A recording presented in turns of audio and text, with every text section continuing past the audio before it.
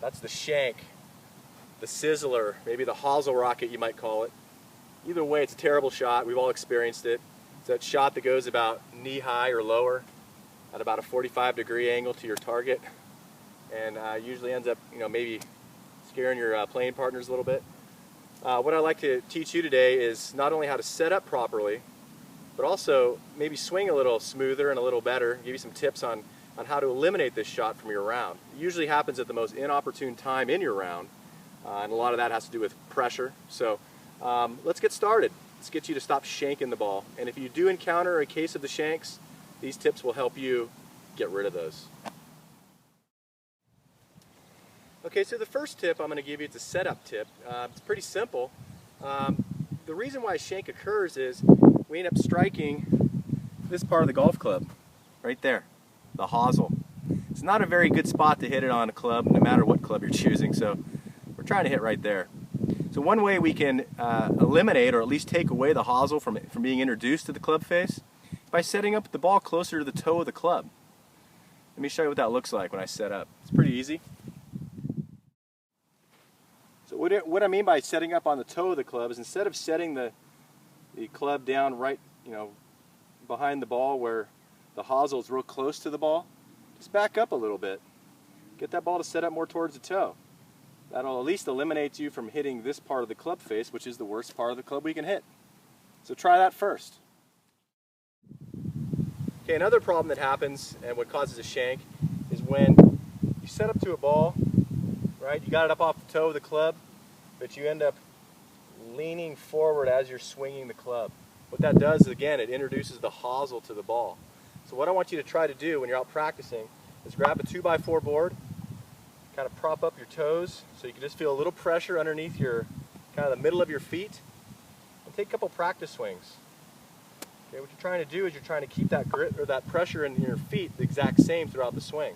Kind of keeps the weight a little more towards your heels.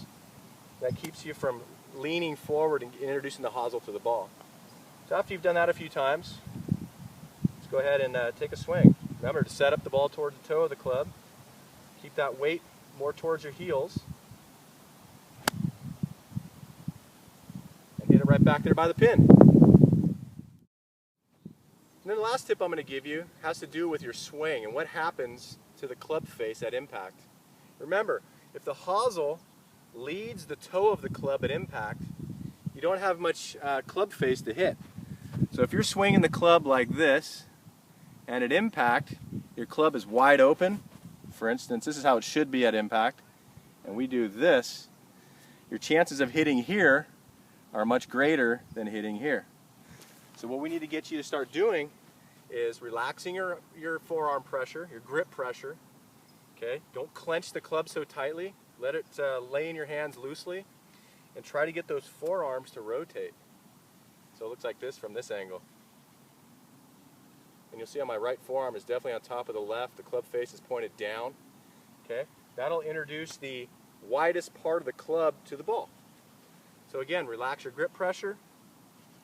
Let the forearms rotate, and hopefully it should look like this. Notice how Okay, so let's quickly review what we just learned. 3 simple tips on how to eliminate the shank, or if you do shank it, how to keep them coming back. So the first thing we discussed was setting the club more, or the ball more towards the toe of the club. Next we talked about keeping your weight more towards your ankles. So I usually tap my toes right before I swing. Try to imagine I'm on that board that we talked about earlier, that 2x4. And then lastly, make sure that we're really relaxing our grip pressure, and that will allow our forearms to rotate naturally. If you do all those, the shot should look something like this.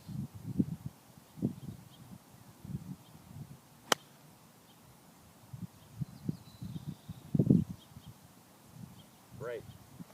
My name is David Nesbitt. I'm a PGA certified instructor in San Jose, California.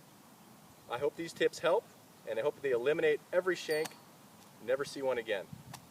Thanks a lot for watching my video. If you need additional help with your game, please see a PGA instructor, or don't hesitate to give me a call.